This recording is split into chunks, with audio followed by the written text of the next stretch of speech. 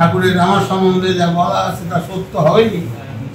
এটা সত্য করতে গেলে বাপুনের আমার কাছে থাকতে হবে, তবে হবে। বাবাই তো বলেছিল যে উনি আপনার ফলে আসবে, আবার আপনার ছাওয়া হয়ে আসবে, একদম বলেছিল। আর এই কথাই বলেছিল যে আমি এখন যা যা বলছি, যা যা করছি, তোর ছেলে হয়ে আসলে যদি তার উল্টো বলি আর করি, আমাকে মারবি না তো? আমি বলেছিলাম না, মারবো না, কোনোদিন মারিনি ওকে। ওর যখন হার্ট গোলমাল হলো, আমি পৃথিবীর শ্রেষ্ঠ যে সার্জেন তার মধ্যে একজনকে দিয়ে অপারেশন করেছি।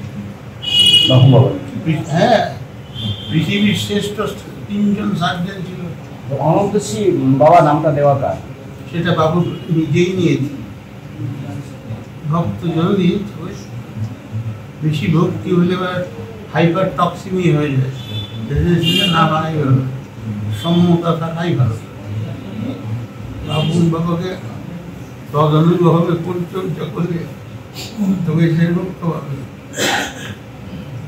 ওই নামটা কেউ দেয়নি, ওই নিজেই দিয়েছে।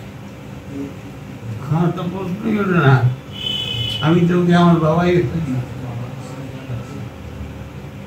আর আমার অস্তিত্বের মধ্যে কোনোদিন হিপোক্রিসি নেই, কখনো নেই, আমার প্রয়োজন হয়নি।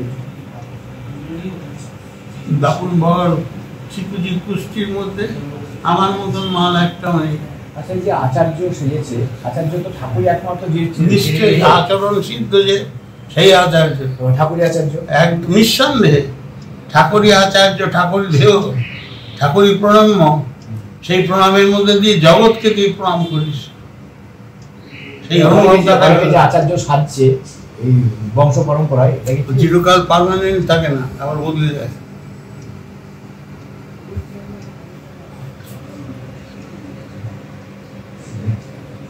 আমরা চাই আপনি আরো বাঁচেন, আপনার আরো থাকবেন। পুরুষোত্তমের একমাত্র রেতবাহী আপনি, এটা কম বড় পাওনা, তাই এটা মানুষের কম বড় পাওনা না,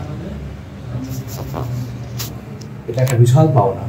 ঠাকুরকে তো আমরা পেলাম না দেখে আর কি, এমনি তো তিনি চিত্রকণে পরিব্যাপ্ত, কিন্তু রেতবাহী একজন আমাকে দেখতে কি খুব মানে রোগ বিধ্বস্ত মনে হচ্ছে না? ঠিক আছে না? খুব ভালো লাগছে, ভালো আছে না?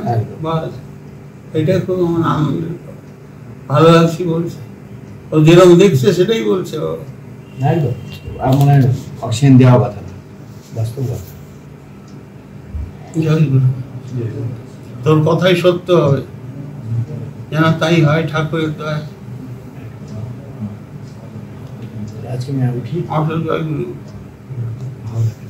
এখানে কর, এখানে জয় গুরু, জয় বেঁচে থাকো, ভালো থাকো। আচ্ছা।